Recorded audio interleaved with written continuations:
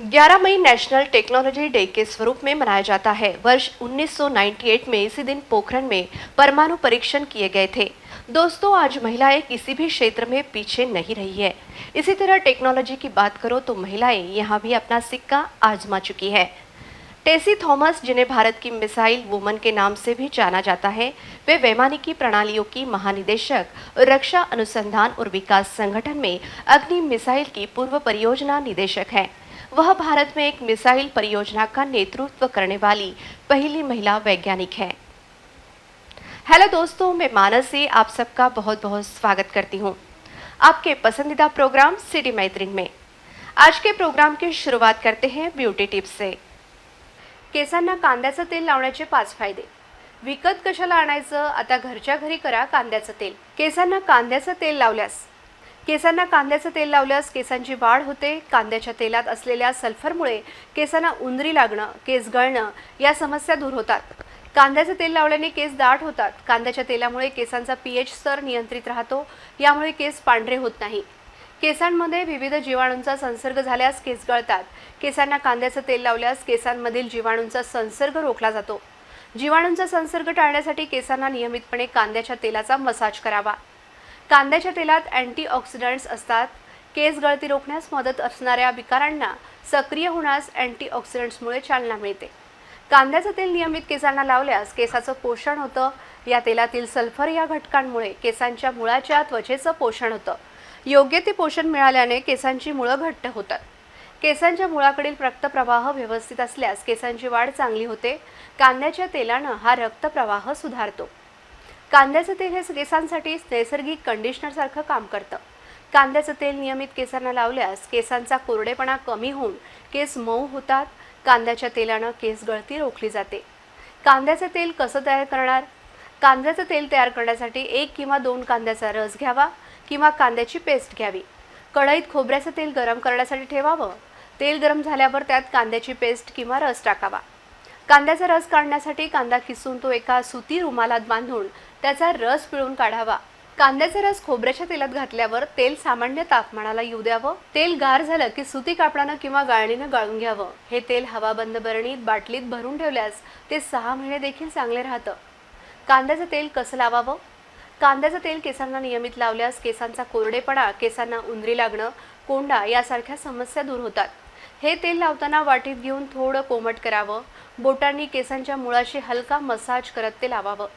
कांद्याच्या तेलाला वास येतो, त्यामुळे हे तेल रात्री झोपण्याआधी केसांना लावावं आणि दुसऱ्या दिवशी शॅम्पू लावून केस धुवावेत। दर्शकों, इन टिप्स को फॉलो करने से पहले डॉक्टर की सलाह जरूर लें। दर्शकों, ब्यूटी और हेल्थ ये दोनों ही चीज़ें हमारी ज़िंदगी में समान मायने रखती हैं, इसलिए हम देखते हैं हेल्थ टिप्स। जीवनशैली। आजकाल प्रत्येकाची जीवनशैली ही बैठी आहे, त्यामुळे बेली फॅट वाढण्यास मदत होते। तुम्ही बसून जे अन्न खाता ते नेहमी स्टोरेजच्या स्वरूपात साठवलं जातं। तुम्ही जितकं जास्त खाता तितक्या लवकर तुमच्या पोटाची चरबी वाढते। यानंतर तुम्ही हे अन्न पचवण्यासाठी पुरेशी मेहनत करत नाही, त्यामुळे हे फॅट साठून बेली फॅट निर्माण होते। ताणतणाव, लठ्ठपणा आणि तणाव यांच्यात मोठा संबंध आहे। तणाव वाढला की तुम्हाला जास्त खाण्याची इच्छा निर्माण होते, त्यामुळे तुम्ही जास्त अन्न खाता आणि बेली फॅट वाढतं। त्यामुळे पोट कमी करायचं असेल तर तणावमुक्त व्हा। मद्यपान केल्याने दारू साखर वाढवण्याचे काम करते, याची तुम्हाला कल्पना आहे का? दारूच्या सेवनानंतर त्याचं अतिरिक्त चरबीमध्ये रूपांतर होते, त्यामुळे जास्त दारू पिणं टाळावं जेणेकरून बेली फॅट वाढणार नाही। दर्शकों, आज हमने आपको कुछ हेल्थ टिप्स बताई। अब देखते हैं आज का अनोखा एपिसोड क्या है। नमस्कार मैत्रिणींनो, सिटी मैत्रीण कार्यक्रमामध्ये मी पूजा काळे या रिफ्रेशिंग रविवारी पुन्हा एकदा तुम्हा सर्वांचं स्वागत करते।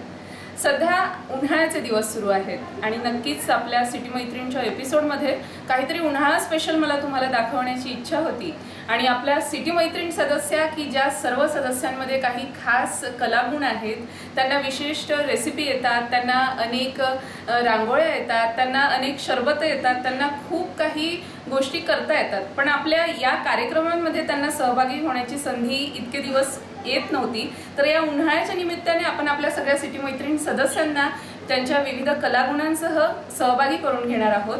तर आजही आपला एपिसोड खास असणार आहे की तो तुम्हाला एका नव्या लोणच्याची ओळख करून देणार आहे. नवं म्हणजे अर्थातच हे लोणचं आहे जुन्या पद्धतीचंच, पण आजकाल हे लोणचं टाकण्याची पद्धत खूप मागे पडलेली आहे.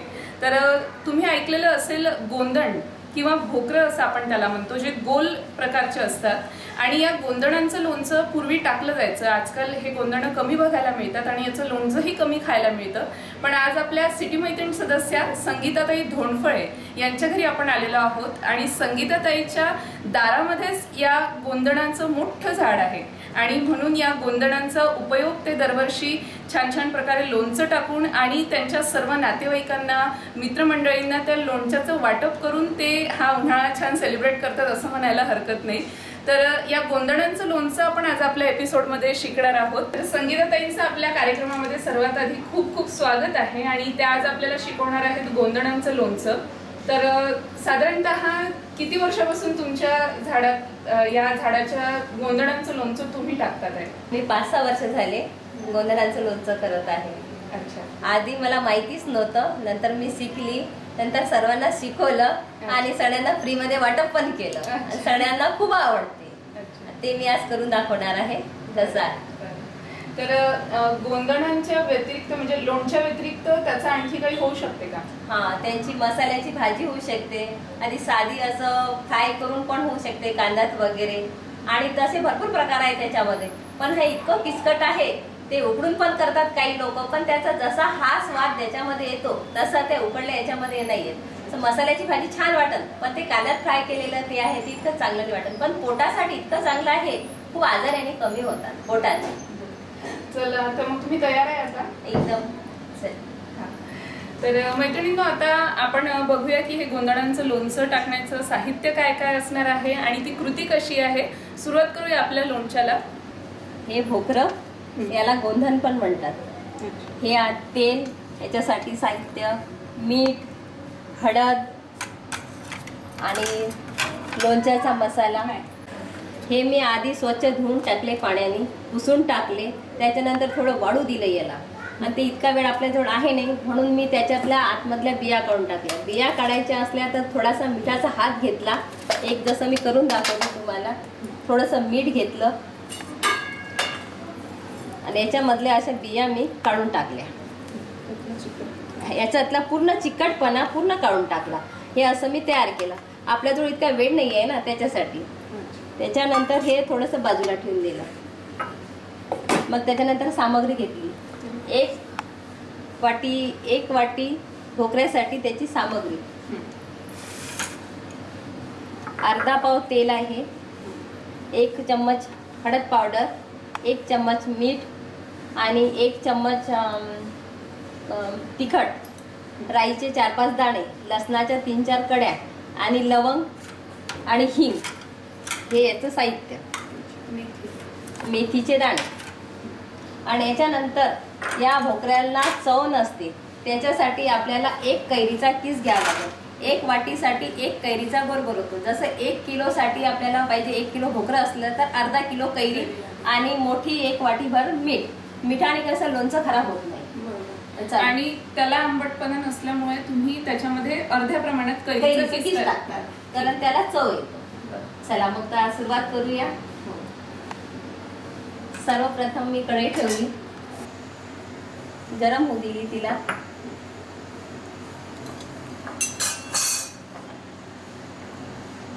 त्यानंतर त्याच्यात तेल टाकलं, 1 वाटीचं प्रमाण आहे. आपल्याला अर्धा पाव तेल आहे म्हणजे अर्धा. साधारणतः 1 वाटी तेल आहे, त्यातली अर्धी वाटी तेल आपल्याला त्यामध्ये टाकायचे. तेल थोडंसं गरम होऊ द्यायचं. थोडंसं गरम झाल्यानंतर त्यामध्ये मी लसणाच्या पाकळ्या तयार करून ठेवल्या. 1 वाटीला कमी 3 या 4.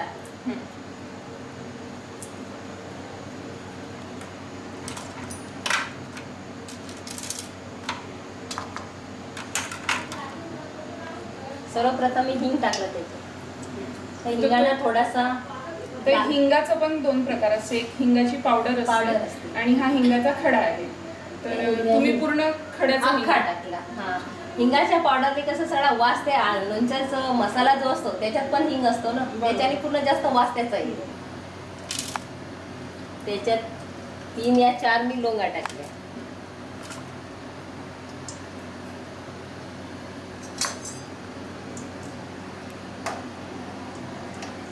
हे लोणचं वर्षातून एकदा तरी खायलाच पाहिजे.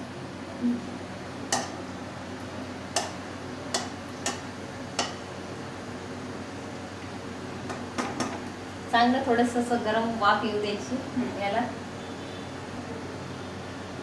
आता मी याच्यात लसणाच्या कळ्या टाकते.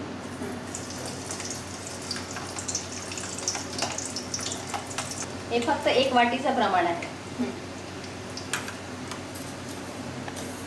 हिंगाचे मेथी दाणे 4 ते 5 फक्त मेथी दाणे. हे चांगलं आपलं तेल होत आलेलं आहे.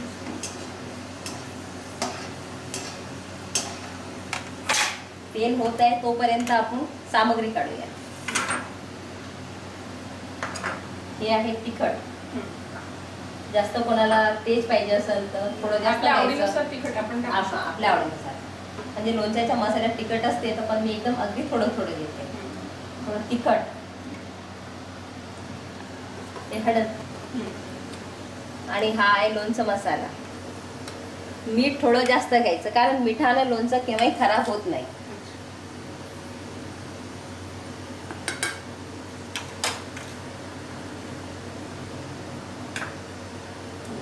तिखट, मीठ, हळद आणि लोणचं मसाला हे सगळ्यांना एकत्र केलं.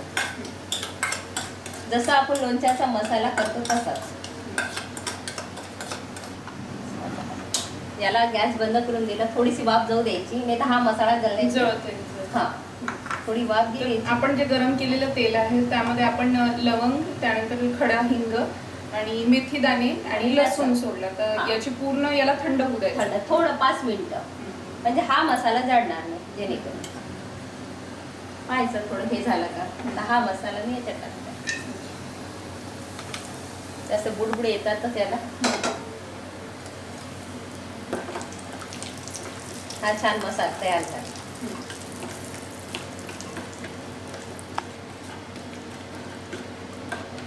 हा मसाला थंड व्हायला ठेवून द्यायचा कमीत कमी 4 ते 5 तास.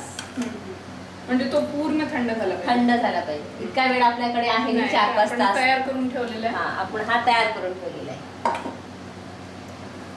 नंतर एका कैरीचं किस करायचं. किस एका वाटीला एका कैरीचं किस करायचं आणि ह्या भोकराच्या बिया वेळेवरच काढायच्या त्याच्यात, आणि तर हे भोकरं असे काळे पडतात. आता आपण याला याच्यामध्ये मिक्स करायचं.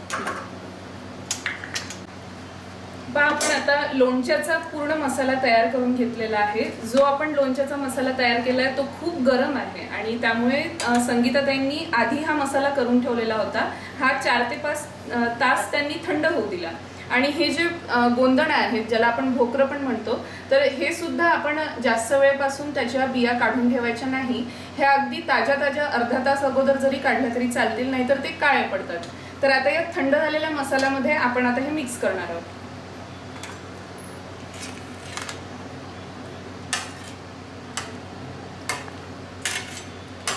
कैरीचा किस आहे आणि कैरीचा किस सुद्धा त्यांनी आधीच काढून ठेवलेला आहे की जेणेकरून याला आंबटपणा येईल. जे मुळात आंबट नसतात गोंदणं, त्यामुळे मग त्याला आंबटपणा आणण्यासाठी आपण एका कैरीचा किस याच्यामध्ये मिक्स करतोय.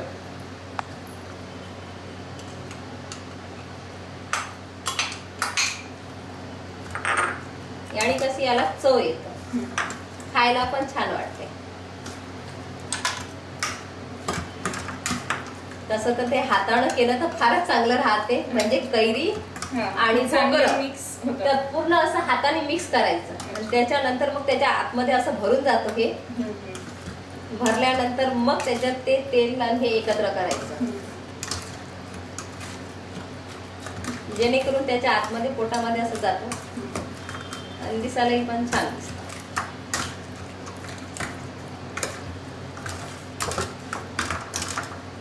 आणि याला मीठ भरपूर पाहिजे, कारण मीठ तसे खाली बसून जात होते. मीठ कमी राहिलं, मिठाचं प्रमाण ते पूर्ण मग ठेवून जातं. वाटली तर आपल्याला थोडीशी याच्यामध्ये सोप टाकायची. तर मुरल्यानंतर ती पण छान वाटतं. हा लोणच्याचा पूर्ण हे झालं तयार. आणि हे फोडायच्या वेळेस खूप त्रास जातो, तर याला पूर्ण असं हाताने ठेचायचं, नाही तर अशी पूर्ण बी काढायची आणि याच्यात थोडंसं असं मीठ लावायचं आणि पूर्ण चिकटपणा असा बाहेर काढून टाकायचा, पूर्ण चिकट.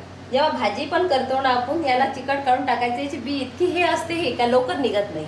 तुम्ही बघू शकता आता की अगदी सोप्या पद्धतीने भोकरांचं लोणचं आपल्याला संगीताताईंनी करून दाखवलेलं आहे. त्याला छान तेल सुटलेलं आहे आणि सोबत चवीसाठी त्यांनी वरून थोडीशी सोप सुद्धा टाकलेली आहे. तर साधारणतः मला असं वाटतं 2 ते 3 दिवस आपण जर का काचेच्या बरणीत हे लोणचं भरून ठेवलं तर ते छान मुरतं. आणि याच्यामध्ये जो कैरीचा किस आपण टाकलेला आहे, तो कैरीचा किस या भोकरांमध्ये असा गेला पाहिजे, जेणेकरून याला पण आंबट चव येते या फळाला. असं दाखवणार आहे. सर्वप्रथम मी कमीत कमी 1 पाव लिंबू घेतले. जसं 1 किलो लिंबूला 2 वाटी साखर पाहिजे, 2 मोठ्या वाट्या साखर. तसं मी थोडं एका वाटीचंच करून दाखवते. लिंबू घेतले, पण हे लिंबू नको, याला पूर्ण पिवळे लिंबू पाहिजे. म्हणजे साधारणतः आपण हिवाळ्याच्या दिवसांमध्ये हे लोणचं चांगल्या पद्धतीने टाकू शकतो, कारण या लोणच्यासाठी पूर्ण पिवळं लिंबू आपल्याला आवश्यक आहे. आणि याच्यामध्ये असं हिरवं लिंबू नको, म्हणजे त्याची टेस्ट जास्त कडू येत असेल. तर पूर्ण पिवळ्या लिंबांचं हे लोणचं आहे. सर्वप्रथम मी या लिंबूला कापून घेतला. याच्यातल्या पूर्ण 4 फाका करून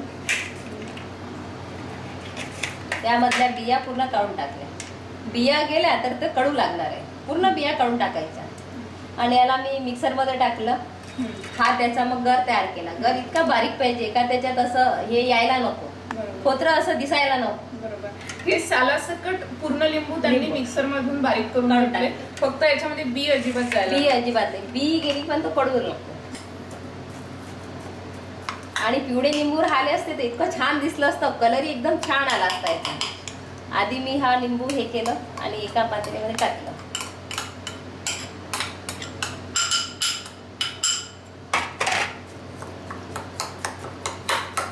एक वाटी लिंबूला 1 वाटी साखर लागेल छोटी.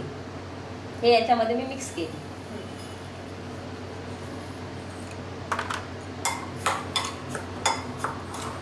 हे दोन्ही छान चांगले मिक्स करून घेतले.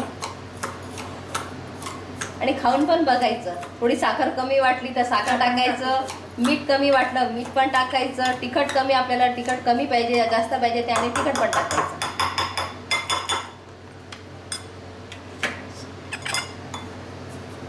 याच्यात क्रेप मसाला, लिंबू क्रेप मसाला हा बाजारात पण मिळतो. हा क्रेप मसाला याला आपण 1 चम्मच हा टाकू याच्यामध्ये. 1 किलोला मोठे 2 चम्मच आणि आपलं थोडंसं आहे म्हणून याला आपण 1 चम्मच घेतलं. हे सगळं चांगलं मिक्स केलं.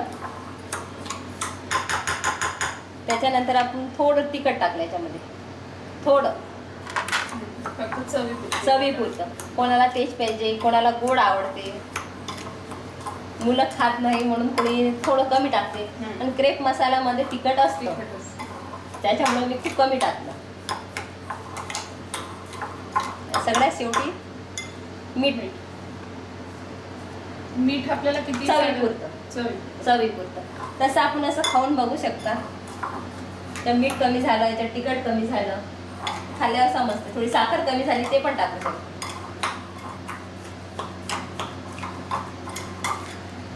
खाऊन बघा थोडंसं चवीला.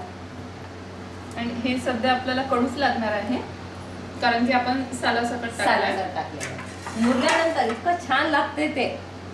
असं लहान मुलांना खूप आवडते पराठ्यासोबत वगैरे. कढई थोडी गरम होती ते. आणि याला असंच आपण जर हिवाळ्याचे दिवस राहिले काचेच्या बरणीत आपण भरून ठेवलं आणि त्याला वरतून असा कापड लावून दिला, ते 8-10 दिवस तसंच राहून दिलं तर इतकं छान त्याला पाक येतो आणि छान लागतो. आपल्याला इतका वेळ नाहीये. आणि असं उकडून जर ठेवलं आपण त्याला तर टिकून पण राहतं जास्त. म्हणजे वर्षभर जर हे लोणचं लिंबूचं टिकवायचं असेल तर आपण त्याला थोडंसं शिजवून म्हणजे एखादी उकळी द्यायची, मग काचेच्या बरणीत ठेवायचं. किंवा आपल्याला काही 1-1.5 महिन्यासाठी किंवा 10-15 दिवसासाठी बनवायचं असेल तर तुम्ही न शिजवता काचेच्या बरणीत ठेवून त्याला कापड बांधून उन्हात ठेवलं तरी सुद्धा याला छान पाक येतो. चला, तर आता कढई गरम झाली आपली.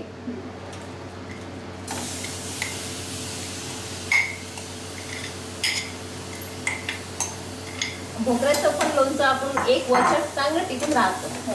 फक्त त्याला आपण थोडं थंड पाण्याजवळ ठेवलं, पातेल्यात थोडंसं पाणी ठेवलं, त्याच्यानंतर फ्रीज मध्ये सगळ्यात सोपं.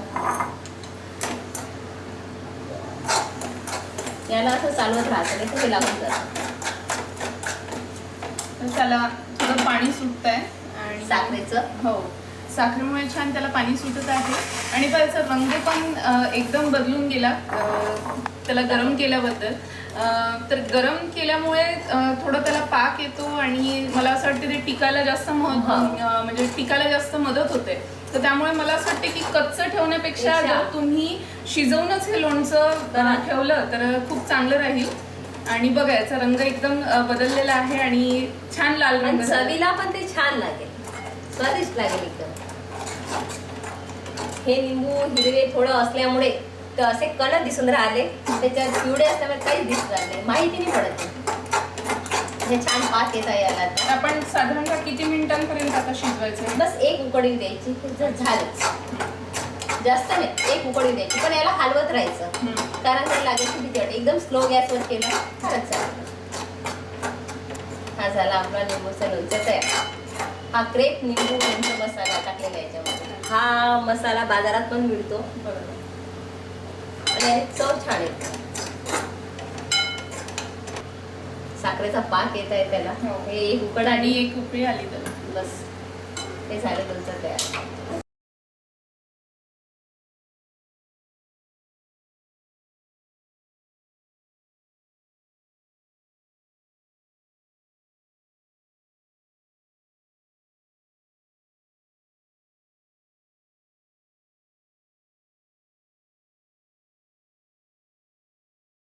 संगीताताईंनी शिकवलेले आपले दोन्हीही लोणचे तयार आहेत. दोन्ही लोणच्यांचा रंग अगदी रसरशीत आहे. त्यांचं टेक्स्चरसुद्धा तुम्ही बघू शकता की अतिशय अप्रतिम आणि सुंदर दिसतं ते दिसायला. आणि चव तर चवीचं तर तुम्हाला सांगायलाच नको, कारण लोणचं म्हटलं की आपल्या सगळ्यांच्याच तोंडाला पाणी सुटतं. तर असेच हे 2 वेगवेगळ्या प्रकारचे लोणचे आपण आपल्या एपिसोडमध्ये आज शिकलो. एक गोंदण म्हणजेच भोकरांचं लोणचं आणि दुसरं किसलेल्या लिंबांचं लोणचं. तर संगीताताई खूप खूप धन्यवाद तुमचे आमच्या सगळ्या सिटी मैत्रीण सदस्यांच्या तर्फे सुद्धा, की त्यांना तुमच्यामुळे 2 सुंदर लोणचे आज शिकायला मिळाले. असंच अनेक एपिसोडमधून आपण आज या उन्हाळ्यात नवनवीन रेसिपी शिकणारच आहोत. मला पण तुम्ही बोलवलं याच्यामध्ये, एक चान्स दिला करायचा. मी पण तुमचे खूप खूप आभारी आहे. RRC पण खूप खूप आभारी आहे. मी पहिल्यांदा काहीतरी करून दाखवलं, मला पण त्याचा खूप आनंद वाटत आहे. बरोबर. तर अशा अनेक आपल्या सिटी मैत्रिणी तुम्हाला आपल्या येणाऱ्या एपिसोडमध्ये भेटणार आहेत, नवनवीन रेसिपीज तुम्हाला शिकवणार आहेत. तेव्हा आज संगीताताईंबरोबर मी तुमची रजा घेते आहे. नमस्कार. महिला सशक्तिकरण का एक और उदाहरण है रितु करिधल। चंद्रयान 2 मिशन के निदेशक के रूप में रितु को भारत की सबसे महत्वाकांक्षी चंद्र परियोजनाओं में से एक में भूमिका निभाने के लिए लाया गया था। रॉकेट वुमन ऑफ इंडिया के नाम से मशहूर रितु साल 2007 में इसरो में शामिल हुई। 2007 में उन्हें भारत के तत्कालीन राष्ट्रपति APJ अब्दुल कलाम ने इसरो यंग साइंटिस्ट अवार्ड से सम्मानित किया था। दोस्तों, वक्त हो चला है छोटे से ब्रेक का। ब्रेक के बाद फिर यही मिलेंगे। संपूर्ण वर्षभर विविध कार्यक्रम, सहल, स्पर्धा, तुमच्यात दडलेल्या कलागुणांना सर्वांसमोर आणण्याची सुवर्ण संधी आणि तुम्हाला तुमच्या हक्काचे व्यासपीठ प्राप्त होणार आहे, ते म्हणजे फक्त आणि फक्त सिटी मैत्रिणींच्या माध्यमातून. तर मग तयारीला लागा वर्षभर एन्जॉय करण्यासाठी आणि आजच आपली नोंदणी निश्चित करा. सिटी चॅनलच्या गांधी रोड स्थित कार्यालयात 500 रुपये नोंदणी शुल्क अदा करत नोंदणी करा. आणि हो मैत्रिणींनो, तुम्ही गिफ्ट घ्यायला विसरू नका. ऑफिस वेळेत तुम्ही सिटी चॅनलच्या गांधी रोड स्थित कार्यालयातून गिफ्ट घेऊन जाऊ शकता.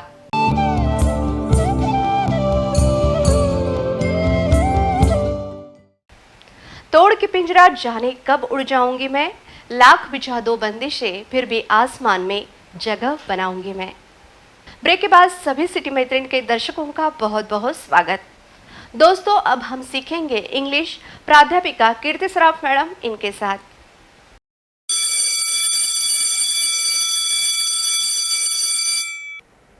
नमस्कार मित्रांनो, मी कीर्ती सराफ आपल्या सगळ्यांचं आजच्या इंग्लिश स्पीकिंग सेशनमध्ये स्वागत करते. Hello everyone, this is Kirti Saraf and I would like to welcome you all in today's English speaking session. मित्रांनो, आपण मागच्या इंग्लिश स्पीकिंगच्या सेशनमध्ये आपण पाहिलं होतं कीप ऑन आणि प्लस एखादी ॲक्शन आणि हे करत राहा, असं करत राहा, गात राहा, नाचत राहा, असं आपण keep on plus action word plus I N G ही कन्स्ट्रक्शन पाहिली होती. आपण दुसऱ्यांना सजेशन देतो आहे की असं करत राहा. आजच्या इंग्लिश स्पीकिंग सेशनमध्ये आपण एक खूप छान वाक्य शिकणार आहोत. आय विश आय कुड, काश, काश मैं ऐसा कर पाती या काश ऐसा हो पाता, कदाचित, जर असं झालं असतं तर ती एक आपल्या मनातली खंत असते की असं झालं असतं तर, तसं झालं असतं तर, हे झालं असतं तर, मी अशी झाली असते तर. सो ही जी खंत आहे ही आपल्याला इंग्लिशमध्ये कशी वापरायची ते आपल्याला शिकायचं आहे. तर मित्रांनो, त्याला इंग्लिशमध्ये काय म्हणतात? त्याला इंग्लिशमध्ये म्हणतात आय विश आय कुड, काश ऐसा हो पाता. ओके, मग आता आपले कोणत्या कोणत्या खंत आहे? अशा तर जीवनामध्ये खूप साऱ्या विश आहे, खूप साऱ्या ॲस्पिरेशन्स आहे, खूप सारे डिझायर्स आहेत, तुमच्या इच्छा आहे, आकांक्षा आहे ज्या पूर्ण नाही होऊ शकल्या, पण ती एक परंतु आपल्या लाईफमध्ये तो राहतो. काश ऐसा हो पाता. तर ते आपण आज आपण इंग्लिश स्पीकिंगच्या सेशनमध्ये शिकणार आहोत. तर आपण त्याचे वाक्य बनवूयात. ह्या माझ्या खंत आहे, तर तुमच्या वेगळ्या असू शकतात आणि प्रत्येक व्यक्तीला ते असतंच की काश ऐसा हो पाता, कदाचित असं झालं असतं तर. ओके, तर ही खंत जी व्यक्त करायची ती इंग्लिशमधून करूया. I wish I could fly in the sky, काश मैं आसमान में उड़ पाती, कदाचित मी जर आकाशात उडू शकले असते तर.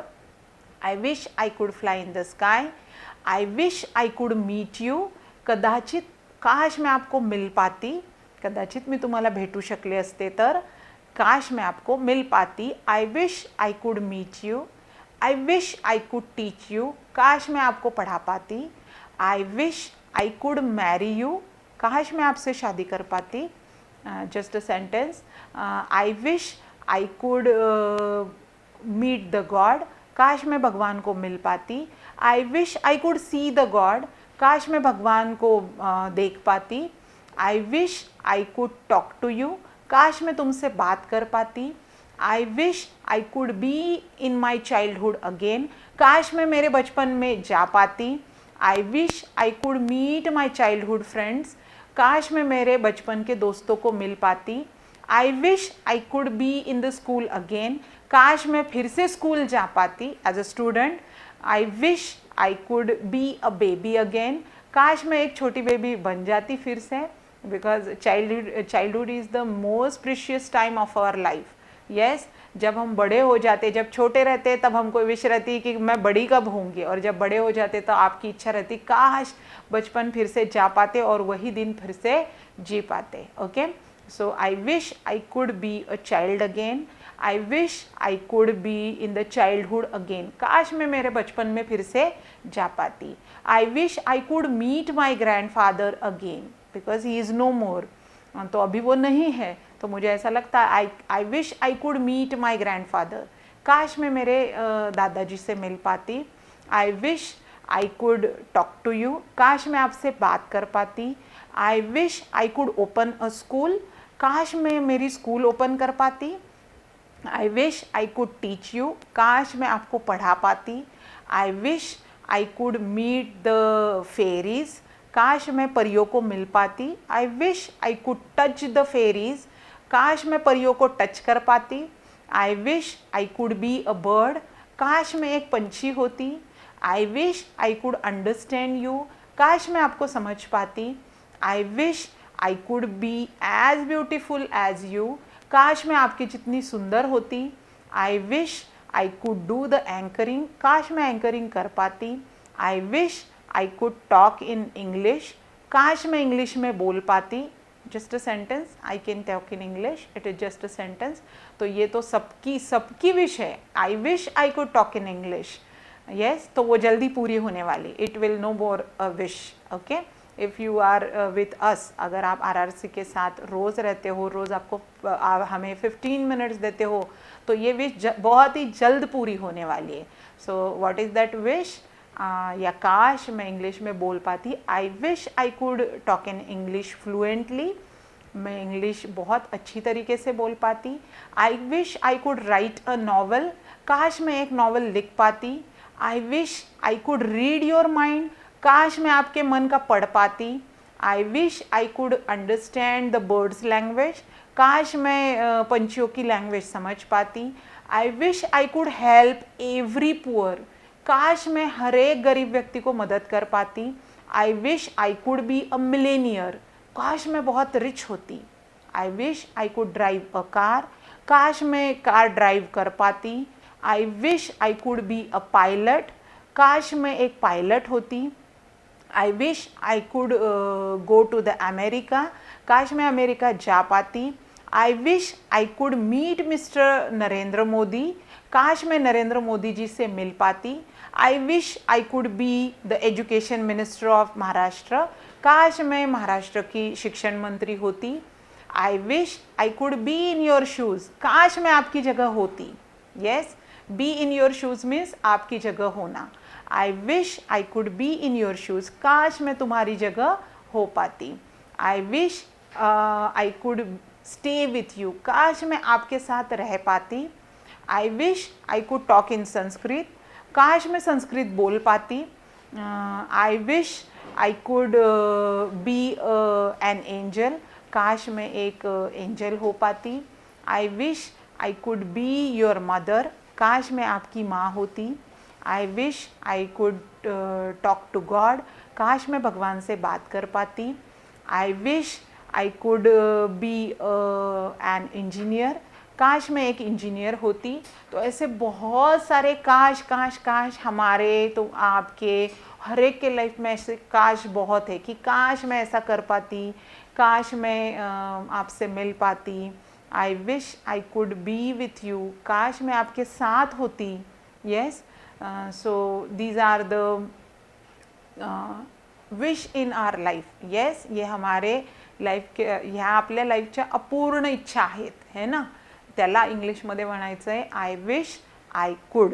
ओके, तर अशा आपल्या इच्छा आठवायच्या आहेत की कोणत्या आपल्या इच्छा आहेत आणि त्यांचे वाक्य बनवायचे आहेत. तुम्हाला जर काही अडचण आली तर कृपया आम्हाला कॉन्टॅक्ट करू शकतात.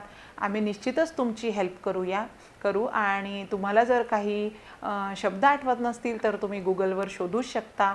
फक्त आपल्याला काय करायचं आहे, रोज द्यायचे 15 मिनटं RRC डिजिटलला. तुम्ही आमचा कार्यक्रम सकाळी गुड मॉर्निंग अकोलामध्ये पाहू शकता किंवा सिटी मैत्रीणमध्ये दुपारी बघू शकता. त्याचप्रमाणे RRC डिजिटल चॅनलला जर तुम्ही सबस्क्राईब केलं तर आमचा कार्यक्रम तुम्ही दिवसात केव्हाही पाहू शकता. एक क्लिक केलं तर तुम्हाला आमचा कार्यक्रम पुन्हा पुन्हा पाहता येईल आणि पुन्हा पुन्हा तो ऐकता येईल. जितकं जास्त तुम्ही ऐकाल तितक्या लवकर तुमचं इंग्लिश इम्प्रूव्ह होईल. रोज मी तुम्हाला सांगत असते की मी जे सांगते तर तुमच्या मनाचे सुद्धा वाक्य तुम्ही लिहून पहा. Keep on writing. आपण मागच्याच सेशनमध्ये शिकलो होतो. Keep on writing, keep on reading. लिहित राहा, वाचत राहा. कीप ऑन लिसनिंग, ऐकत राहा. कीप ऑन प्रॅक्टिस करत राहा आणि बघा तुमचं इंग्लिश इम्प्रूव्ह होतं की नाही. मी 100% गॅरंटी देते की तुम्ही जर हे 4 स्टेप्स फॉलो केल्या तर तुमचं इंग्लिश निश्चित 100% इम्प्रूव्ह होणारच आहे. सो बी विथ RRC सोबत राहा and learn how to speak good, simple and fluent in English. आणि जर तुम्ही RRC सोबत राहिलात तर नक्कीच तुम्ही सिम्पल, इझी आणि इम्प्रेसिव्ह इंग्लिश बोलणं लवकर शिकणार आहात.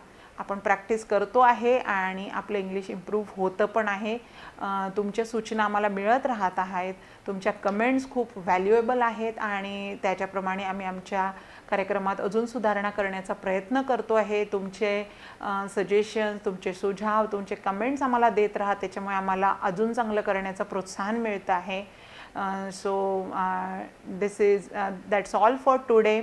आज पुरती एवढंच. भेटूया उद्याच्या भागात एका नवीन कन्स्ट्रक्शनसोबत आणि एका नवीन टॉपिकसोबत. Till then, bye bye, good, have a great day. See you tomorrow at the same time.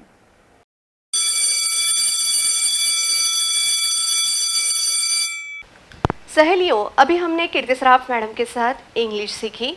अब सीखेंगे योग श्रद्धा मोकाश मैडम इनके साथ। हरिओम तत्सत. आज आपण अर्धचक्रासन शिकायला जाणार आहोत. हा कमरेकरता खूप छान अभ्यास आहे आणि पोटाचे स्नायू सुद्धा त्याच्यामुळे खेचले जातात, तर पोटाकरता सुद्धा उपयुक्त असा अभ्यास आहे.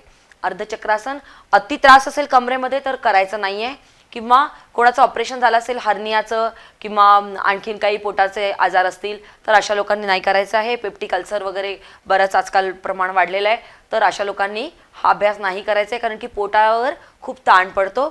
पण मात्र ज्यांना पोट कमी करायचं आहे त्यांनी हा अभ्यास जरूर करायला पाहिजे. ठीक आहे ना. अर्धचक्रासन आपण शिकूया. हा, 2 पायांमध्ये अंतर घेऊन उभं राहायचं आहे. कमरेवर दोन्ही हात ठेवायचे आहे. डोळे उघडे ठेवायचे आणि हळूहळू श्वास सोडत सोडत सोडत सोडत मागे जायचं आहे. जितकं वाकता येईल तितकं वाकायचं. गुडघे सरळ ठेवायचे, डोळे उघडे ठेवायचे आणि श्वास नॉर्मल हळूहळू या स्थितीमध्ये थांबण्याचा प्रयत्न करायचा आहे. कमीत कमी 30 सेकंद किंवा आपल्या क्षमतेनुसार.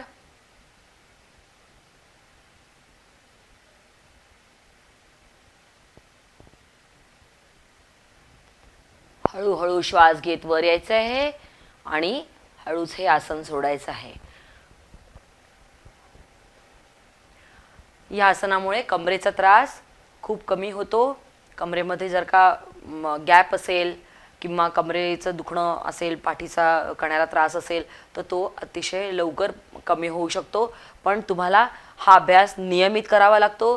नियमित अभ्यास केल्याने, कोणताही अभ्यास नियमित कराल, सातत्य ठेवाल, कन्सिस्टन्सी महत्त्वाची आहे की नाही. रोज जसं आपण जेवण रोज करतो तसा योगाभ्यास रोज केला पाहिजे.